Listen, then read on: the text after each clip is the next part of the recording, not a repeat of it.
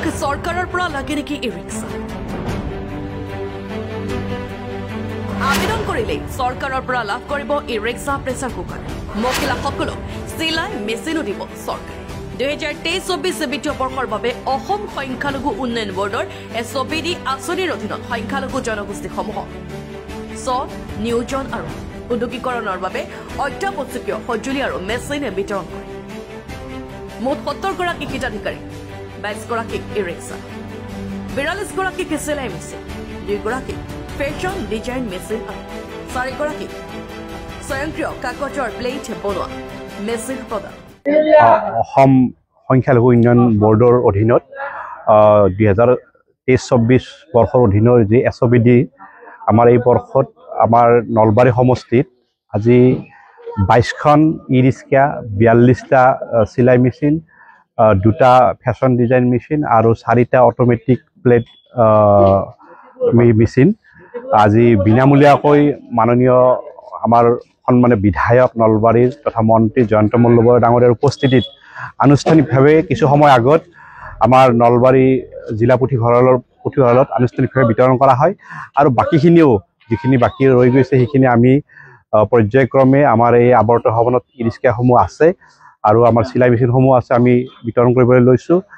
আৰু এই চেগতে মই মাননীয় মুখ্যমন্ত্ৰী ডাঙৰীয়াৰ লগতে আমাৰ সন্মানীয় মন্ত্ৰী জয়ন্ত মল্লবৰা ডাঙৰীয়াক আন্তৰিক ধন্যবাদ জ্ঞাপন কৰিছোঁ যে আজি সংখ্যালঘু সম্প্ৰদায়ৰ ব্যক্তিসকলৰ কাৰণে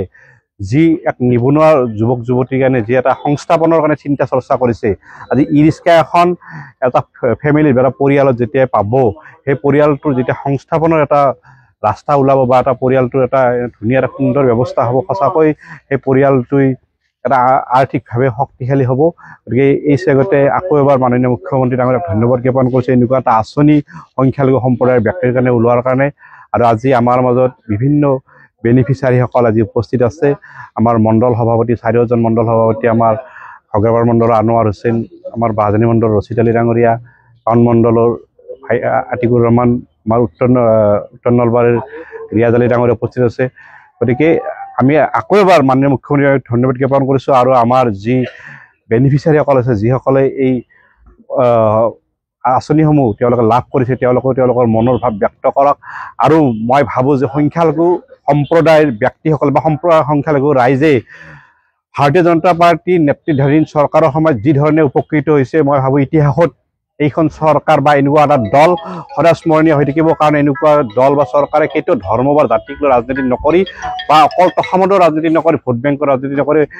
উন্নয়নৰ কাৰণে সংখ্যালঘু সম্প্ৰদায়ৰ কাৰণে যদি সঁচাকৈ উচিত চিন্তা কৰিছে বা উচিত সন্মান বা মৰ্যাদা প্ৰদান কৰিছে ভাৰতীয় জনতা পাৰ্টীৰ চৰকাৰে কৰিছে আমাৰ মুখ্যমন্ত্ৰী হিমন্ত বিশ্ব শৰ্মা ডাঙৰীয়া কৰিছে আমাৰ প্ৰধানমন্ত্ৰী নৰেন্দ্ৰ মোদী ডাঙৰীয়া কৰিছে আমাৰ মৰমৰ নেতা জয়ন্ত মল্লবৰা ডাঙৰীয়া কৰিছে গতিকে আকৌ এবাৰ তেখেতক ধন্যবাদ জ্ঞাপন কৰিছোঁ আৰু আজি আমাৰ হিমন্ত বিশ্ব শৰ্মা ছাৰৰ নেতৃত্বত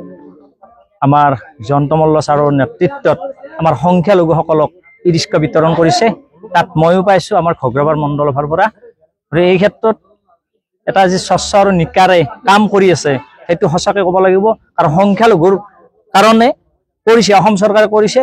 আগতে যি 2016 চনৰ আগত আছিল তাত ভোট বেংক হিচাপে আমাক ব্যৱহাৰ কৰিছিল সূতা কম্বল এইবিলাক দি আমাক ব্যৱহাৰ কৰিছিল কিন্তু আমি তাতে ভুল নগৈ এতিয়া যে আমাক মানে কাম কৰি আছে আমাৰ সংখ্যালঘুৰ কাৰণে সঁচাকৈ এটা লক্ষণীয় বিষয় আৰু এই ক্ষেত্ৰত পুনৰবাৰ মই জয়ন্ত মল্ল ছাৰক আমাৰ যি মণ্ডল ঘগ্ৰাবাৰ মণ্ডলে হওক বা নলবাৰী জিলা সংখ্যালঘুৰ আমাৰ সভাপতি ডাঙৰীয়া তেখেতসকলক ধন্যবাদ জ্ঞাপন কৰিছোঁ আৰু আমাৰ যি নিবনুৱা আছে নিবনুৱাসকলৰ কাৰণে আমাৰ বিশেষ সহায় হ'ব এই ই ৰিক্সাখনৰ কাৰণে নাই আমি এটকাও দিয়া নাই আমাৰ পৰা এটকাও বিচৰা নাই গতিকে এই ক্ষেত্ৰত পুনৰবাৰ আমি হিমন্ত বিশ্ব শৰ্মা ছাৰক ধন্যবাদ জ্ঞাপন কৰিছোঁ বিনামূল্যে ই ৰিক্সা বিতৰণ কৰিছে সংখ্যালঘুৰ লোকসকললৈ ব্যুৰ ৰিপৰ্ট N24 আসাম।